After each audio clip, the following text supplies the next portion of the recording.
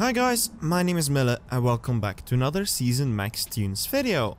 In this series I go over the most important tunes for the cars of this season. For this video I will show you guys the max tunes for the Nissan Juke, the Venom M5 Concept and the BMW M5 Competition, including a stage 5 tune for the M5, which might be useful in case you have not completed the Prestige Cup yet, though I highly doubt it because I'm quite late with this video. I will try to use this video as well so you guys would get to know the cars a bit better and perhaps that way appreciate them a bit more as well. I will put the various timestamps down below if you want to skip to a specific car or part or tune. Before starting, I'd like to point out that I'm not the best out there in tuning and shifting. The M5 and the F5 already got records out there, so I will try to get as close as possible. And the time for the Juke could definitely be improved, but for now it's a benchmark. I would like to also thank Natural Motion for providing me the cars on my dummy account to make this video possible, allowing me to give you guys this kind of information. Now let's get into it. And first, the milestone car, the Nissan Juke-R 2.0, one of the cars I think will get the most slack out there at first sight, but once you get to know this car a bit better and how much of a monster this sleeper is, you might get some more appreciation for it. We all know the regular Juke, we have seen them on the street. They're nothing special, they are weird, clumsy and awkward, and that is probably what you think when you see this car, but when you pop the hood, that completely changes. The R in the name Juke-R 2.0 isn't there without a reason. It is a reference to the GT-R, one of the most prestigious series by Nissan. This Juke you see here is powered by the exact same engine and powertrain as the Nissan GT-R. How crazy is that? The 3.8-litre twin-turbocharged V6 can put down 600 brake horsepower, and that with the same powertrain and an all-wheel drive setup as a GT-R. It just seems like they took off the body of a GT-R and put a Juke-inspired one on there. Stats prove that it is capable of putting a 0-100 in only 3.3 seconds. So imagine you're standing there at the lights in your Aston Martin DB11, and when it turns green, you just get smoked by a Juke. There is like some nice trivia that I would like to mention to you guys before I go over my favorite bits of the car. When going on YouTube to search some more information on this car and to look for videos, there aren't many drag races out there, but the most famous one is a head-to-head with the GT-R Nismo, and in those races it is really obvious that the Juke is not to mess with. It did lose in the end, but on all races it had a better initial acceleration, mainly due to its shorter wheelbase. It really comes down to skills of the driver when putting these head-to-head, which I think is crazy, because you would not expect a soccer mom car lookalike to even be mentioned in the same sentence as a Nismo. The other thing is a funny story about the Juke-R 2.0s that exists. So according to Nissan there were only 4 made and 1 custom.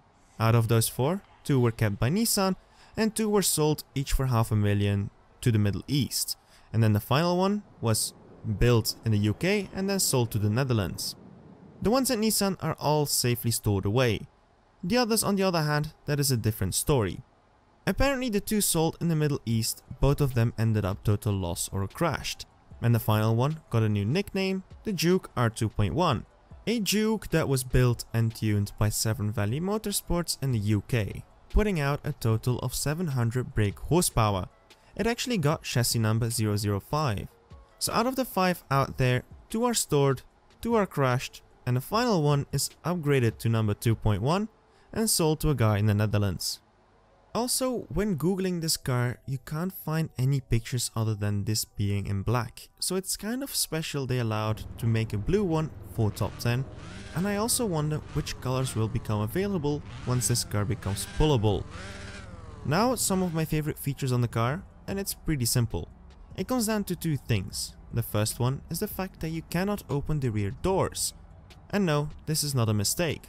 These are actually welded, because why would you need them?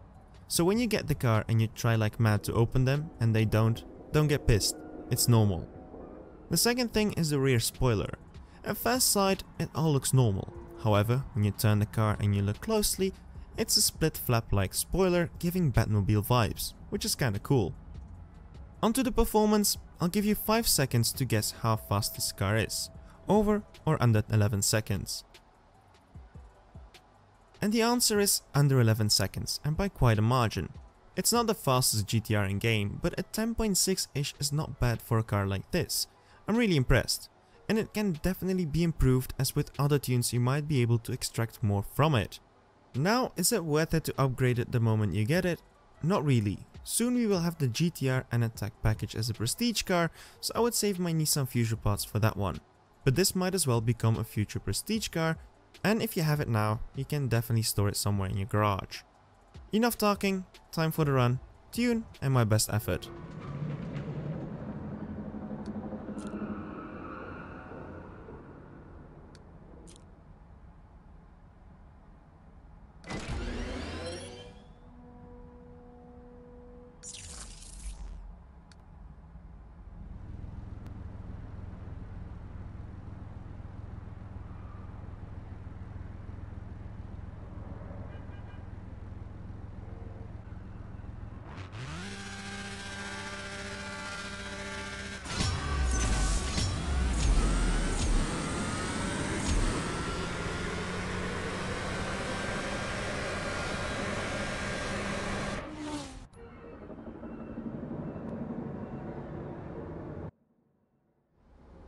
Onto the BMW M5 Competition, and well, on this one there isn't as much to tell about really.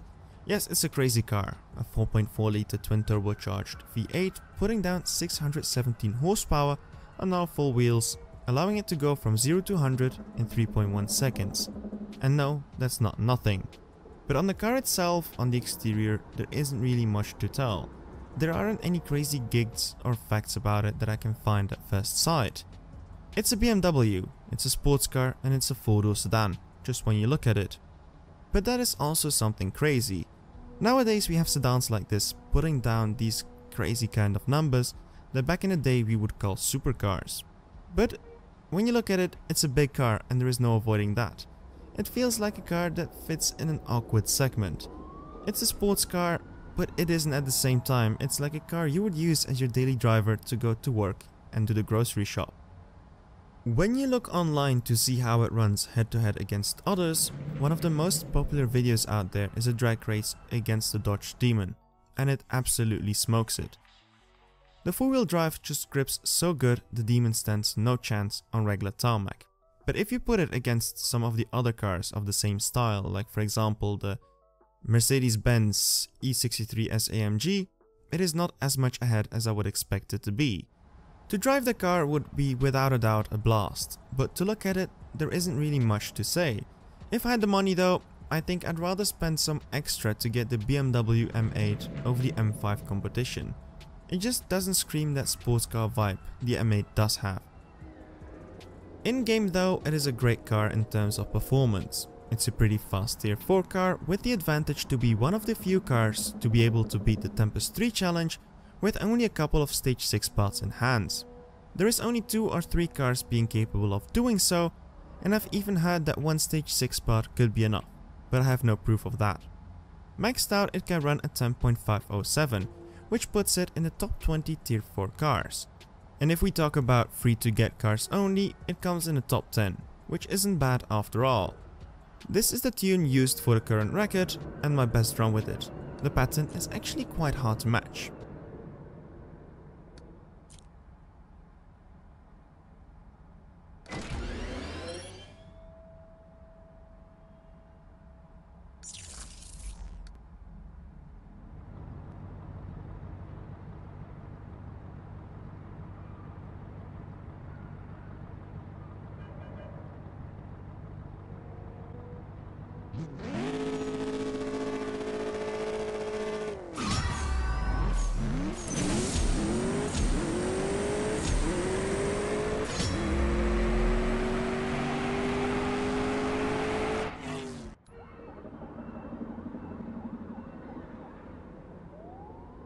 Now straight onto the stage 5 tune, because by now it will be kind of irrelevant, so I will not put any words to it. Here's the tune and the pattern, which might help maybe 1 or 2 guys, you never know.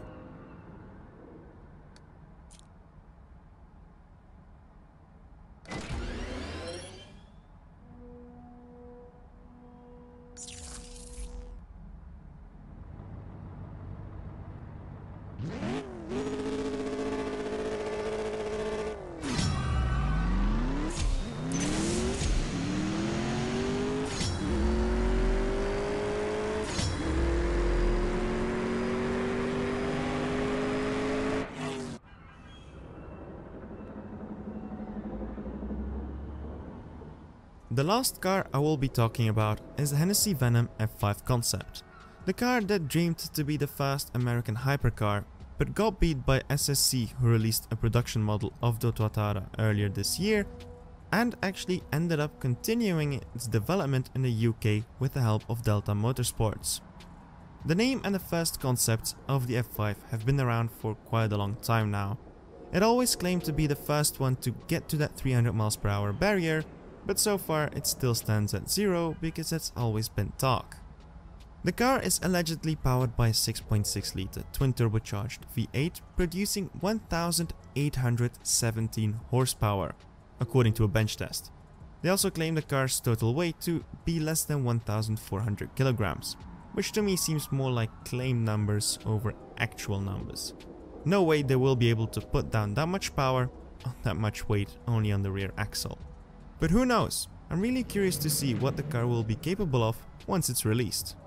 Looks wise though, the car does take the crown for me compared to the SSC. It just looks so damn good.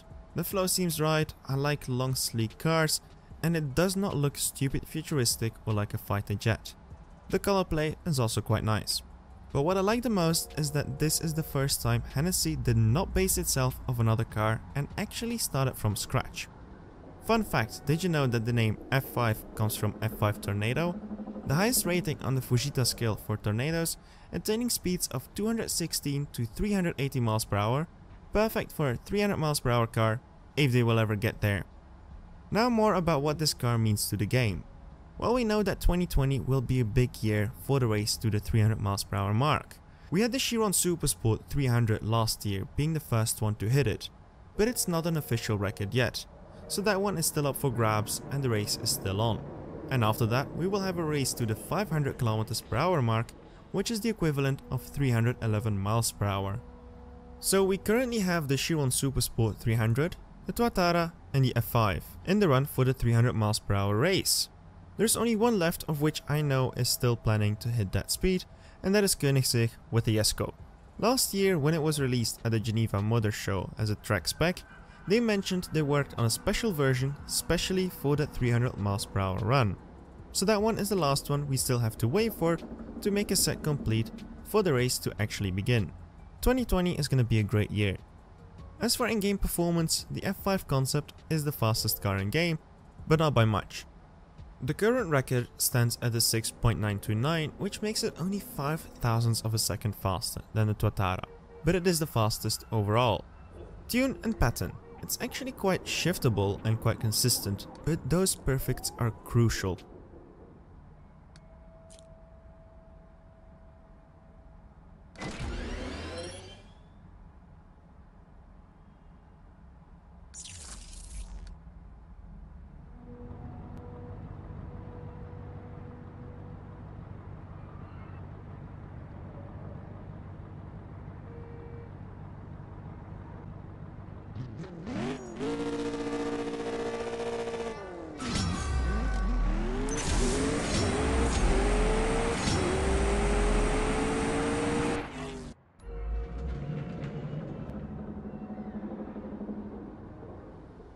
So that is it, long video, but it was a blast to make. I really hope you guys get to appreciate these cars a bit more, because they are amazing each in their own way and they all have a story behind them, some more interesting and more funny than others.